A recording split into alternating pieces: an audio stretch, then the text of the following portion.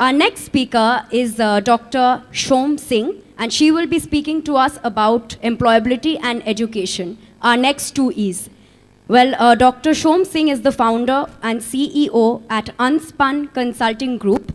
She's a marketing strategist, author, and research enthusiast, a PhD holder in management, an entrepreneur and startup advisor, and very importantly, a Nasscom startups mentor. Dr. Som plays an exceptional role of a professor with some prestigious educational institutions in India. And here she is all set to give you her thoughts about employability and education. So girls and boys, ladies and gentlemen, please welcome Dr. Som Singh on.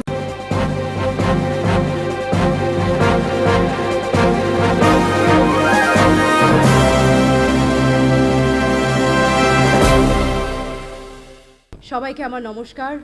Very good morning to each and every one of you. Well, those were some indeed insightful speeches, right? What Mr. Nirupam Chaudhary shared, talking about Swamiji's insights about education, followed by Mr. Khaitan's insightful journey and his to-dos for students like yours. Well, that's going to be a very hard suit to follow. But here is what I'm going to share with you today. It's not going to be presentations. It's not going to be pointers. It's going to be about how you as students sitting here today, tomorrow can change the dynamics and the economics of this country. And I'm not just going to say it by giving you gyan in terms of what you could do and what you couldn't do, because when anybody gave me gyan when I was growing up, and by the way, I studied here, this is where I grew up. I'm a Bengali. I was born and raised in the hardbed of Kolkata, and I was a rebel. Unlike Mr. Khaitan's parents who made mistakes, my parents made no mistakes. They both were doctors. Extremely coveted, extremely well received, had a great foundation. And here was their daughter who, despite being a rank holder in her school, decided to change the dynamics of the common norm of a Bengali family and decided to pursue management. I stand before you because I decided to make a choice. And my choice was to stay continuously educated and not just be a mere literate. It's not about getting a degree. It's about what you do with it. And ironically, most of you who have studied in your school days and college days have learned so much about the history of India. How many of you remember that it was the Kautilya Arthashastra, which was propagated by Chanakya, that holds key to everything that we do today? We may have read about the Gupta Empire, right? All of you did? Did you all remember reading about the Gupta Empire? Did you all remember reading about Chanakya? Yes? It's still morning, guys. It's not close to lunch. Is it a yes? But how many of you remember that Chanakya said in very simple ways, Sukhasya moolam dharmam. And you know what that means? The very basic of happiness is ethics, righteousness. It is this ethics that allows you to embark into a journey of knowledge acquisition. Being righteous is something that is taught to us from a very school days, by our parents, by our teachers, by all dignitaries who we meet through the rest of our life. It is this ethics and righteous path that allows you to acknowledge what you're capable of doing. Your parents may say, I want to see you as an engineer or a doctor. That's what my parents told me. But I acknowledge what I can do and what I can't do. My hand would shake with the thought of holding a scalpel. How could I even operate on someone? But I was brilliant when I went to a debate competition. There was not one that I lost. I was extremely good when it was about writing. I used to write for Voices in Telegraph, and I used to make 500 rupees every week. I was just all of 14 years old. I'm not saying that everybody has that opportunity to acknowledge what you're capable of doing. But the most important thing to remember is that if you do not harness that or acknowledge that in the beginning itself, you will never end up being happy. That's why Chanakya said, Sukhasya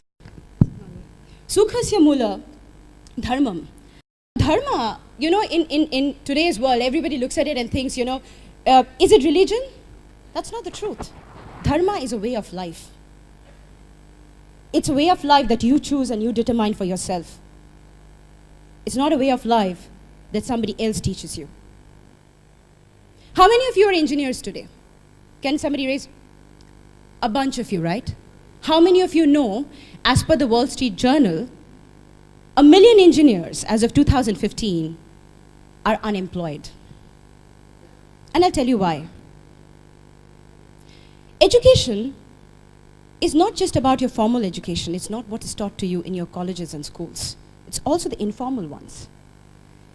What you learn from here today, the people that are here, the learning from your peers, the learning from those standing amongst you, the learning from your co-learners. It's not just your teachers who teach you, it's your fellow students who teach you as well. The acquisition of knowledge happens in multitudes. Books. Today there is Google Mata. You know, we worship it because that's where we go to first. Your peers, your parents, your neighbors, and most importantly, acknowledging yourself, who you are. Through the process of formal and informal education, you mold yourself for continuous learning. Your learning does not end with a graduate degree. Your learning begins with one. So when I decided to leave Kolkata and pursue my dream, ironically, in late 90s, Kolkata did not have the number of management schools it houses today. And I had an obvious choice to go to Bangalore.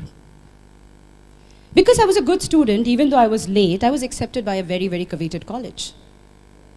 And through my entire process of learning, I realized one thing: I could learn more if I opened myself up beyond books, beyond normal norms, and traveled and learned from those who were doing things in a daily life. My dad, you know, being the typical Bengali father, said, no pocket money. Figure it out. Figure it out what you want to do yourself. If you've decided not to become a doctor, then find a way to sustain yourself. Let it start today. Let's see if you can manage it. The reason for that million engineering graduates looking for a job is because maybe they didn't even want to become an engineer. Or if they did, they decided just to stay in their lines of codes. Not the strength of material or learning JavaScript is not sufficient enough. Engineering is a platform. It's an avenue that teaches you how you add 2 and 2 together and do the binaries. Which means that if you take an engineering graduate and place him anywhere, he should be able to create something. Problem is, we only work on what has been created. Therefore, the sukha, or that happiness, never embarks upon us. And if that is the root of my way of life, the next thing that Chanakya says, dharmasya mula artham, which means your way of life is determined by the number of resources that you have harnessed. And let's be clear, resources is not equal to wealth or money. It's equal to connections. Mr. Khaitan was saying that if I went out today, I could, you know, if I decided to become an insurance seller, he could do that because that's the kind of connections he had, but he decided not to. But when you say wealth, we often think of wealth as just the money that you make. You make money when you're passionate about doing something. You make money when you have resources that allow you to defy the normal norms of living and try to build something of your own. When I was 15 and I was studying in Bangalore, I did not have money. And nobody gives a job to an undergraduate 15-year-old. But I could write. So I went to every single roommate of mine in the PG that I was staying in to ask them to give me an opportunity to write. And somebody decided to give me that opportunity. I used to come back from college, spend hours in the night learning about what a data sheet meant, because somebody from IBM gave me an opportunity to write a data sheet. And we did not have Google at that point in time, so I was at the mercy of Yahoo. And most of the results made no sense. So I wrote something that I felt made sense to me. I, as a consumer, what would I reckon with? So when I wrote that, that's my first 1,000 rupees I made. Well, I was a management graduate writing for IBM. Where is the correlation? The correlation is very simple. Learning, education. When you're still at college and school, you actually are at the best time of your life when you have an opportunity to experiment. Experiment with new ideas, because nobody is going to hold a knife at your throat and say, घर में इतने पैसे लेके आने हैं वरना घर कैसे चलेगा? Right? Today, with the number of educational loans that are available, it has made the process of acquiring education so much more simpler. So if dharmasya mula artha, which means your way of life is determined by the wealth of resources you create, then money should be just a byproduct. Money can never be a driver. If you have the passion to pursue with conviction, then don't be at the mercy of someone to give you something in return. Be the one to choose, than be the choice. You should choose the job that you want to do, not be at the mercy of someone deciding the job they want to give you. And that only comes with empowerment and knowing oneself and what you're capable of doing. Wouldn't it be nicer if you had a job to choose from? Yes? That means you guys don't have that conviction. Wouldn't it be nice for you to choose the job that you want to do? Wouldn't it be nice you decided to shortlist the companies that you want to be a part of? Right? When you decided the college that you want to study in, you took a risk. Correct? Then why do you worry about taking a risk when it comes to the work that you want to do? And so beautifully Chanakya said that, the whole way of life is determined by what you do at the end of the day, and that ultimately leads to the happiness that you derive out of it. And the whole process of education is not that one-dimensional thought that you have for the rest of your life, that this is what you're going to do. But it's not about questioning or, like Mr. Khaitan said, that, hey, I want to go to my employer and say I want to be an entrepreneur, which means when you work in a company and you want to do something new, you are an entrepreneur, internally an entrepreneur. Why can't you do that when you're still studying? Why can't you decide if there needs to be a change in the course of education that you're acquiring? If a subject does not make sense to you, ask. This whole digital world, digital ball game that we talk about, the binaries of 0 and 1 was created in this country. This country was always a product country. We decided to be submissive and become a services one because of the number of invasions we have had, which is all right, which means we were so good that everybody wanted to invade us. It's all good, that's all fine. But the result of invasion cannot be a lack of moral ability to deliver. And the delivery comes from you deciding what's important to you. Wall Street Journal also said, so if you go and type these 4 keywords in Google and say, how many graduates out of India in the year 2015, ironically, the search results that come up are the following. 50% of the graduates lack the skill set to be hired. Economic Times. 1 million engineers befitting not to the jobs that they're employed for. Hindu. Only 11% of the hotel management graduates are capable of getting an employment. Economic Times. Not one result comes up and says, 50 lakh graduates out of India every year capable of being hired. And that's the number, 50 lakh. End of 2015, 50 lakh people graduated out of India, and they're all worth hiring. And what I mean by worth hiring is that you obviously have what it takes to get a job.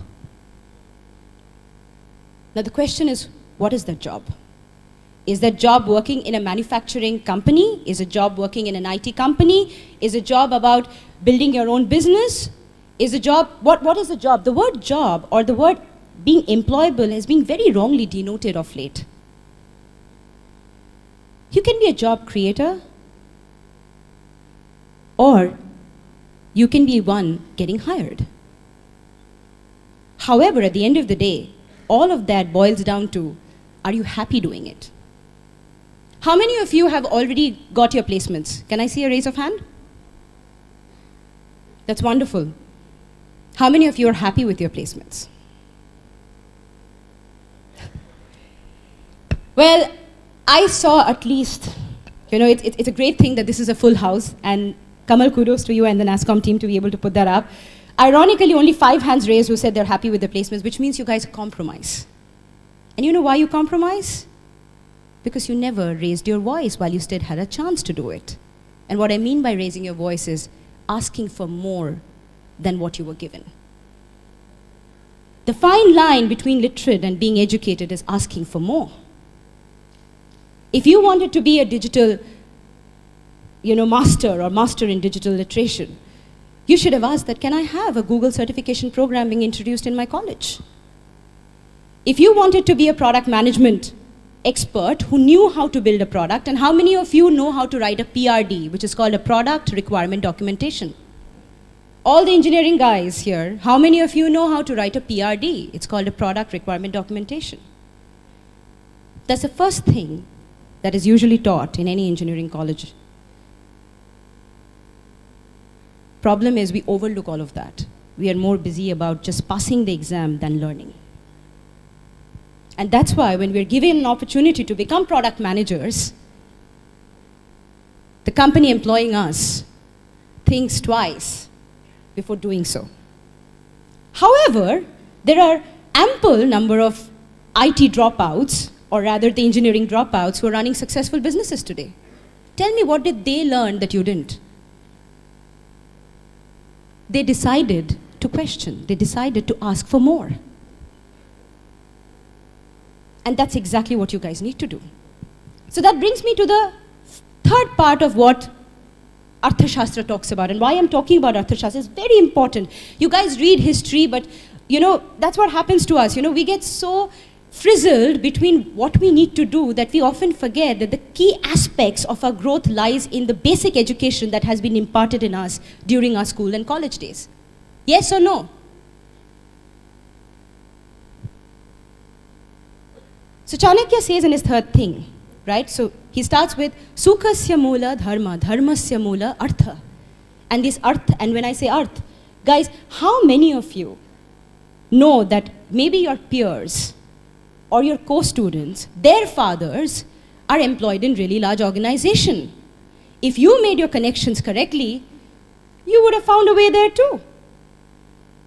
How many of you have a network on LinkedIn which is 500 plus connections while you're still at college? Raise a hand.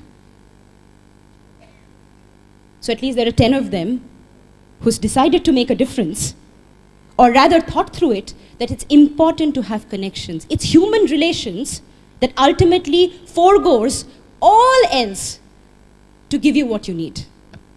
That's what it's all about. It's all about how you leverage each other.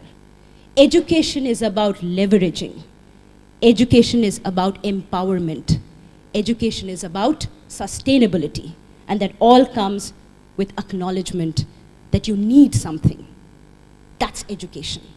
I can give you gyan on literacy. I can talk about the number of literate people in this country. Truth is, they are not employable. You don't carry that book into an interview and get a job. They don't allow you to go through the pages and give an answer. It's logic. It's your left and right brain theory. It's amalgamation of both. And that's where he talks that the third part, arthasya mula rajyam.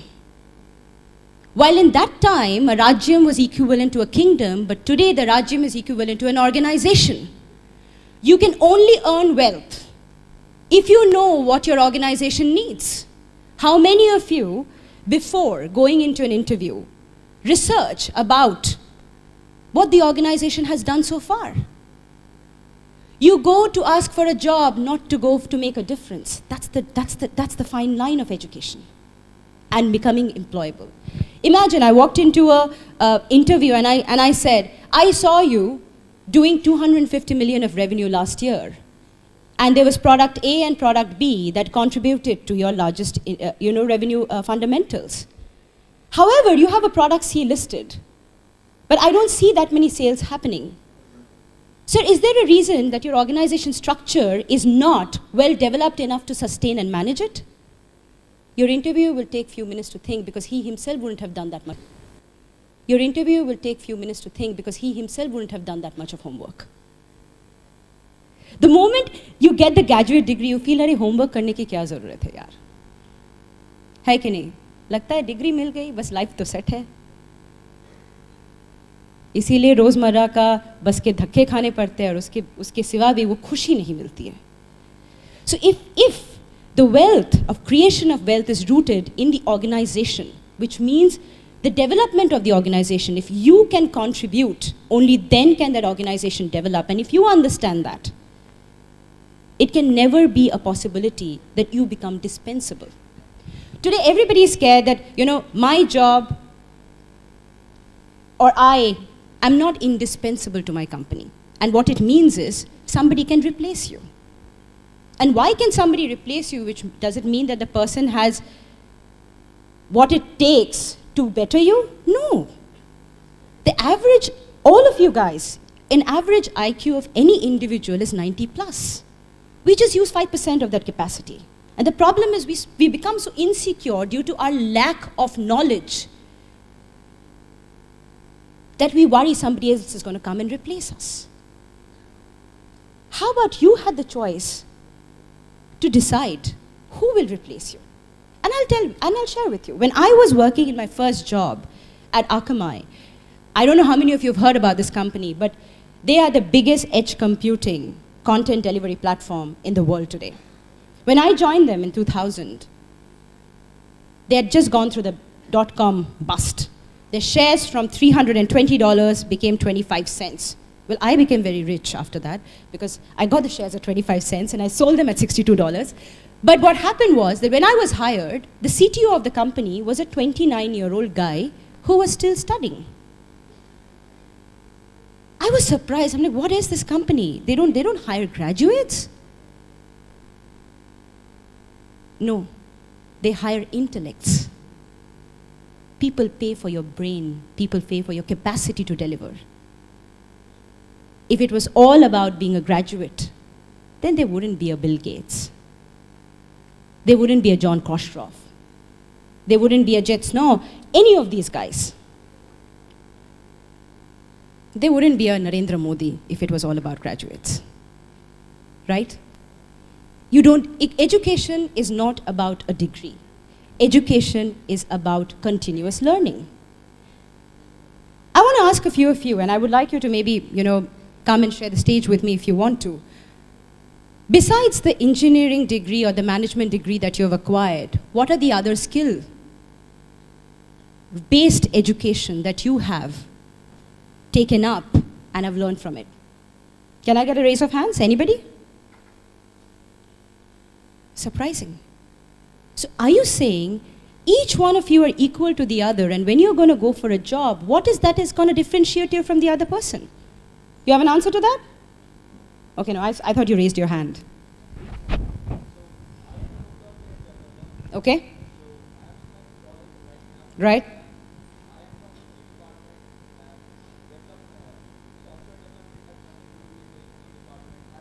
Right? Okay? What's your name? Can you just come here, Shapradeep? So here is a guy who may be the next big mimic artist, who knows? Not necessarily that this guy is going to be an engineer or will do crazy coding. He may stand up on stage and thousands of people may come to listen to him to mimic. Right? Can I have a big round of applause for him? So what kind of mimicking do you do? So suppose I can show you something, like if you want to eat chicken in oven. eat chicken without talking. Wow, okay. So you can eat something I usually like to eat my chicken without talking, but that's nice. Like, I know how I do it now. But the good thing is that, you know, you're from an engineering department where it has got nothing to do with coding, and coding is your passion, and you do 10 other things too. Yeah. Okay, kudos to you. Continue doing it, and you may never know that you may bring about a new revolution into the scene of mimicry. So education is also about the other talents that you have and honing that. And I'll tell you why I say that. You may be an amazing singer, but because of the pressure from your family, you decided that you're going to pursue management or engineering. And there's a singer that dies in you every day. And after some time, you will never enjoy the work that you do because you always wanted to be a singer. But if you decide to take a plunge while you're still studying, and why I say while you're still studying is that's the only time you have to experiment. Because most of us, let's accept, come from middle class families. We have responsibilities that we have to take care of. Our parents may have taken loan to give us the kind of education that we are harnessing today. So it is during your graduation time is when you actually have the opportunity to experiment. Try different things. See what you're good at. And who knows, you may get an opportunity like never before. And that's when your connections is going to work. So the connections that you're going to build, and let's say one amongst seated here, all the dignitaries seated here is from the music industry. And if he was on your LinkedIn and you sent him a recording through a YouTube link, maybe today you would be conversing with him on a deal that you could crack. That's why it's very, very important to understand that not to wait for the D-Day to get a job, to make money. Use your resources to empower yourself so that you have the power to decide where you want to go than somebody telling you where you should be. And if you are a part of an organization, ensure that while you're at the organization, you're not sitting at the desk that you're working and following that every day. Build your connections within the organization. Ask questions. Make relations. Learn about the organization. That's education in itself. And that will ensure that you as an employee will stay constant and indispensable to that organization.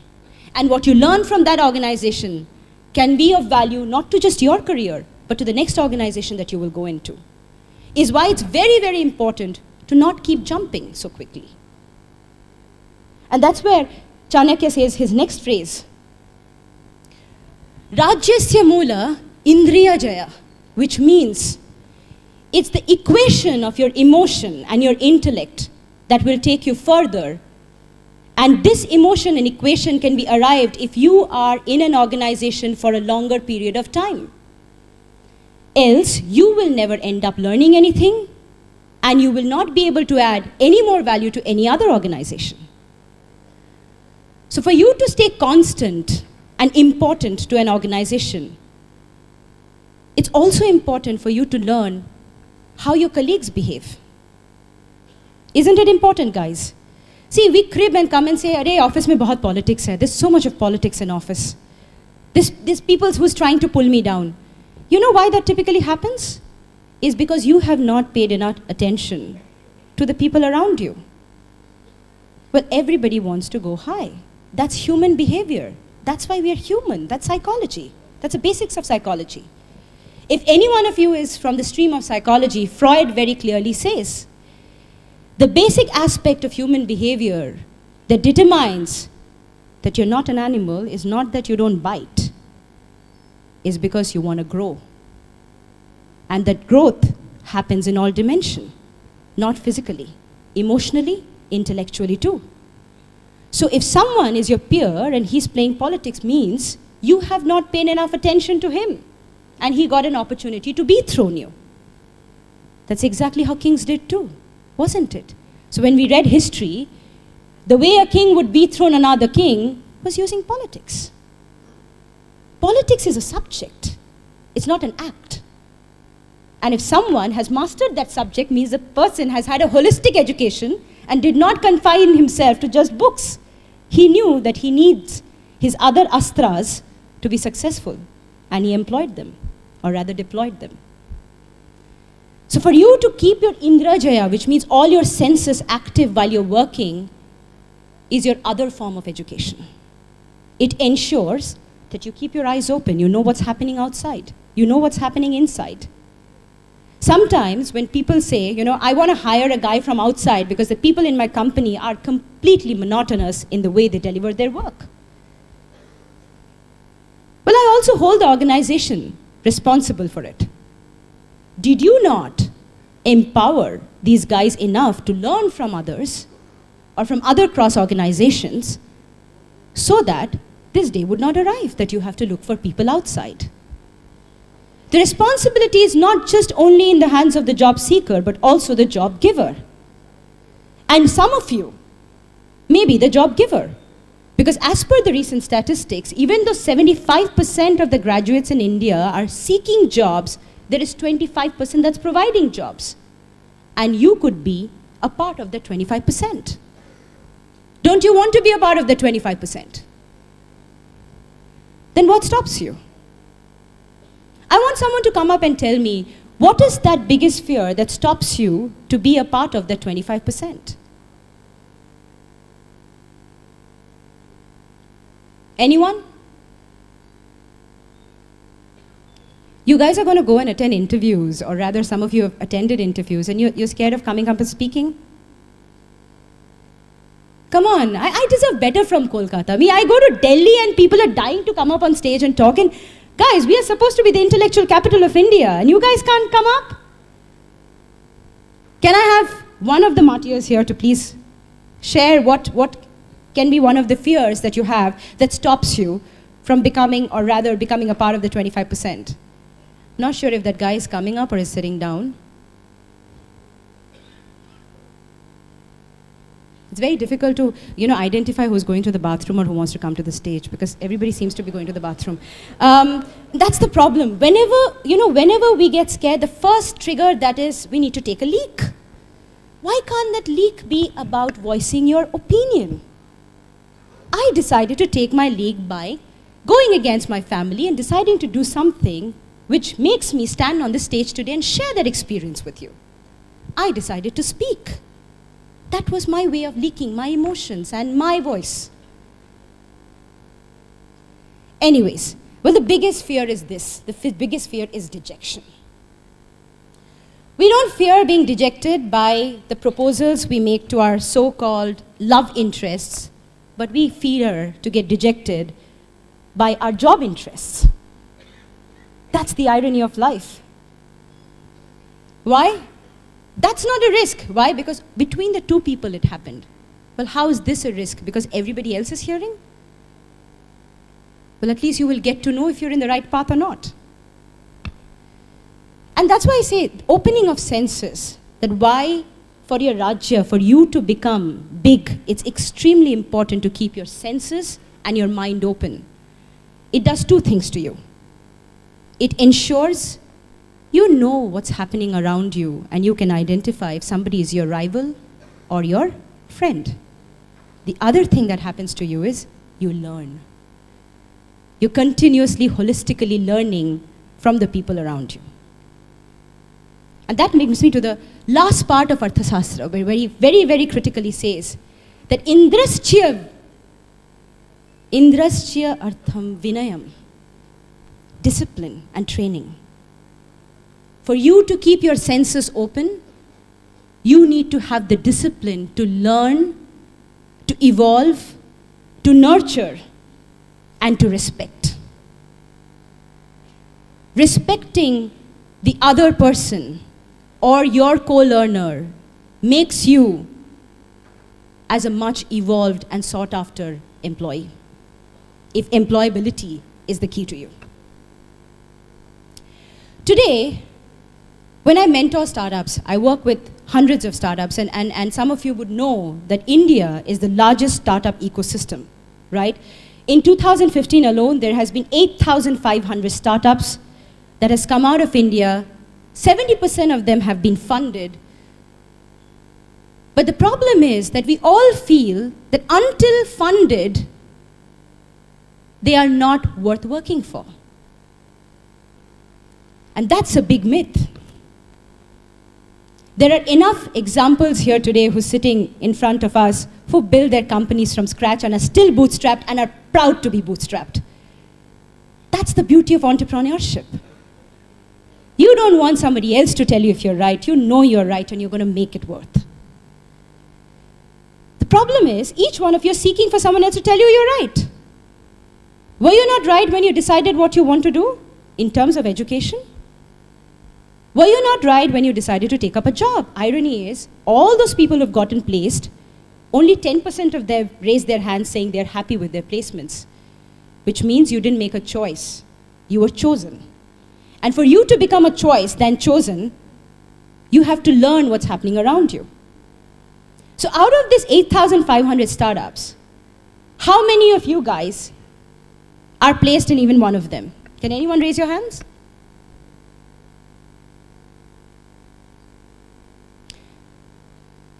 There's not even one. Nasscom vouches for startups, and we are doing this eSummit to inculcate a little bit of entrepreneurship. And Mr. Khaitan came up here and shared such amazing stories of entrepreneurship with you guys. But looks like all of you decided to choose security over sustainability. And let me tell you something, why they two are different. Today's security may not be sustainable tomorrow, because you are dependent on someone else to provide you what you're actually capable of earning yourself. If any one of you are not a part of a, Snapdeals and Flipkarts are no longer a startup, but how many of you, there are women here, I see. How many of you decided to go and work for Richa Kaur from Zivame? She decided to change the way people.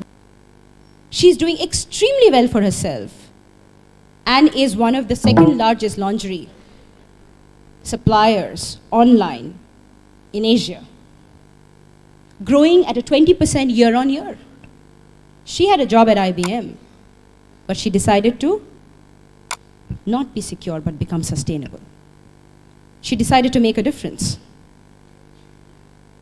How many of you really think that a brand IBM, which I have tremendous respect for, or a brand Wipro, which I have a lot of respect for again, is a way to go? Tomorrow when they lay off, what's the guarantee you're not going to be one of them? But when you work for a startup and an SME, you are very integral to them, because they don't have the choice of putting people on bench. They have a choice to make you smarter so that you can add value to their business, thereby which they will grow, which will make you indispensable to them. You are important. It's not that you're not important to an IBM, but if you decided to go work for an IBM or a large enterprise, you have to fight 100 other people to make your place, which means you have to stay continuously educated. There's a saying in Sanskrit, and I don't know how many of you are acquainted with it, but I'm going to talk about what it really means. Vivinna sahitya kala vihina, shakshat pushuhu puchha vishanahina, which means all those people who stay unifocused on just one form of education can never holistically grow in other forms. They are just like an animal without his horn or tail. And what it means is that if you're an engineer, there is no stopping you from you becoming a referee for a FIFA. And there's a reason I got my uncle, Mr. Nirmal Dutt, along with me today, because there are heroes that are amongst us, like the Kamals, like my uncle, Mr. Nirmal Dutt. He came from a very small Bengali middle-class family who, just like me, was forced to only study all the time because that's what made difference.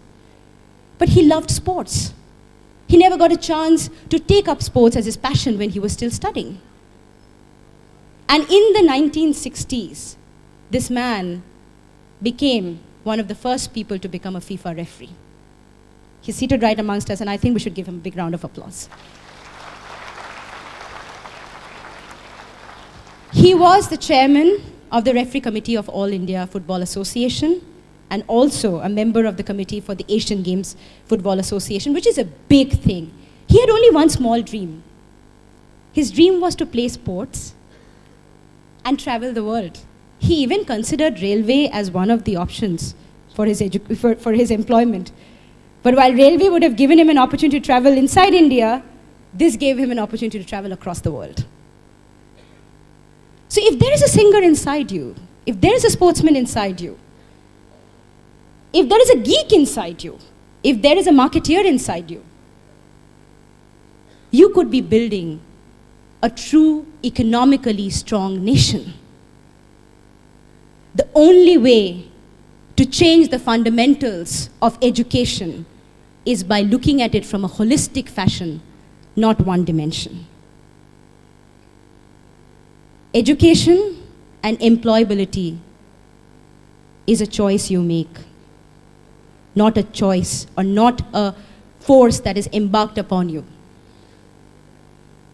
And if you decide to stray on that path, you may be the next Aryabhatta making an invention. It's been long since the country went beyond innovation and made few inventions. Guys, be the one to make that. And that can be across fields. It doesn't have to be in just one. There are people across the world in several musical associations writing codes on musical theorems, using sound waves to cure people, to help people or help autistic children. And these are people who have taken music as a passion, yet applying science on top of it to change the world.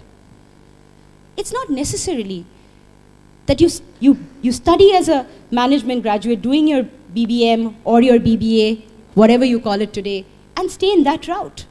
You can be an innovator. You can write theories on management. That only will happen if you open your mind up to doing something like that. Are you ready to do that, guys? Nasscom and such summits give you a platform to identify what you're really capable of doing.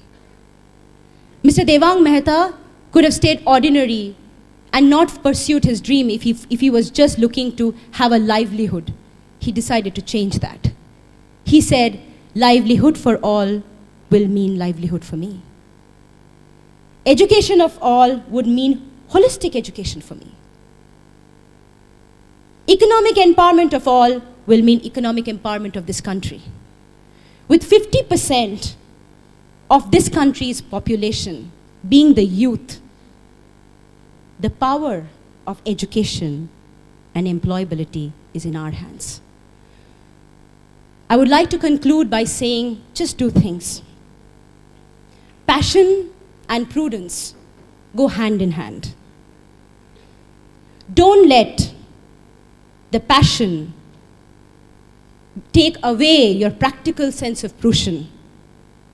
And don't let just being practical take away your passion. If you stray true to both, you will be the next Devang Mehta or the next Bill Gates. Thank you. Wow. I would be happy if anybody has any questions. I'm not sure if I have time, but I don't believe, just sharing experiences should be one-dimensional. If any one of you have any questions, I would be happy to answer that too.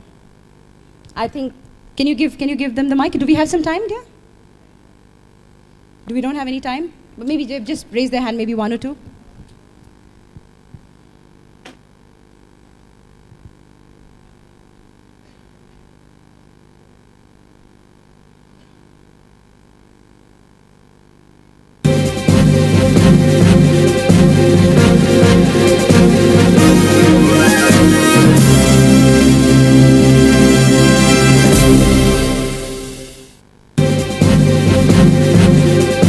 Can you hear me? Absolutely. Good afternoon, ma'am. Ma'am, first of all, thank you, Mrs. Dutta, for that wonderful speech, ma'am. I'm sure it was inspiring for most of us here.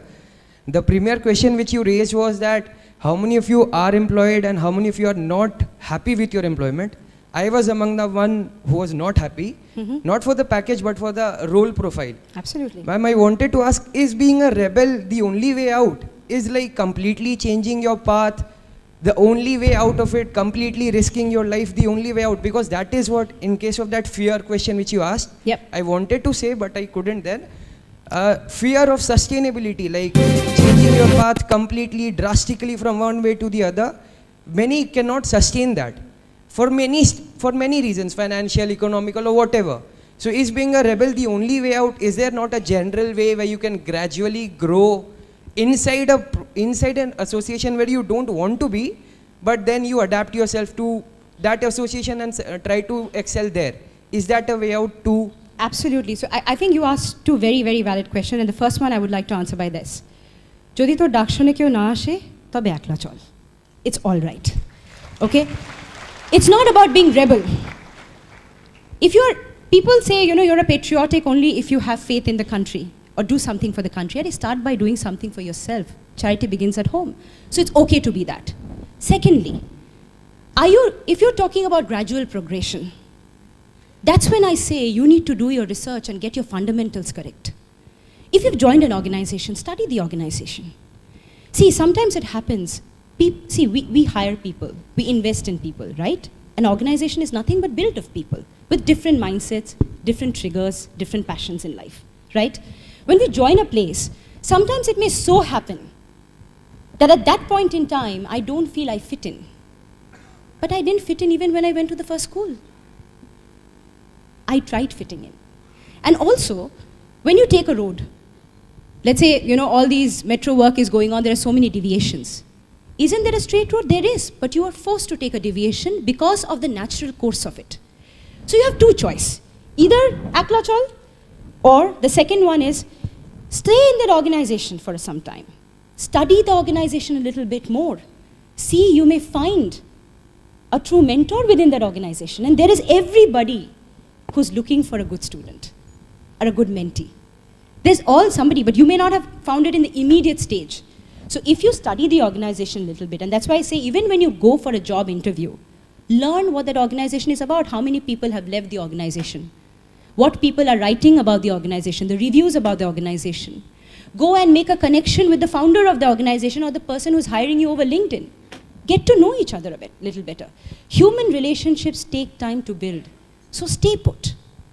But that does not mean compromising on your passion. Please understand.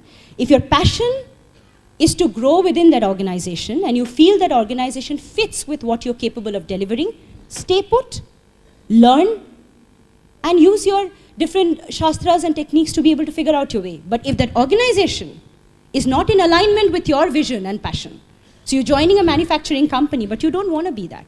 You want to be somebody who's in retail. Then there is a mismatch. And there you're not a rebel. There, you are a decision maker. Sometimes deciding is not rebelling.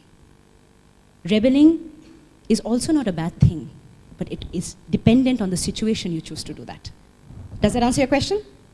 Thank you very much. Thank you, everyone. Thank you for giving me this opportunity. And if you need to reach out to me, please write to me or connect with me on LinkedIn. Thank you, Kamal, for giving us this opportunity. Thank you. Well, I think she deserves a huge round of applause for being here and inspiring all of us. That was Dr. Som Singh, and thank you so much for being here. And of course, we'll see her soon because she's also in the jury panel in our next event, which is the business plan competition. Well, we all know that... Okay, wait. We have ma'am left too soon. Okay. Ma'am, please be back. We have Mr. Nirupam Chaudhary who will be giving her the memento. Thank you so much. Thanks for coming.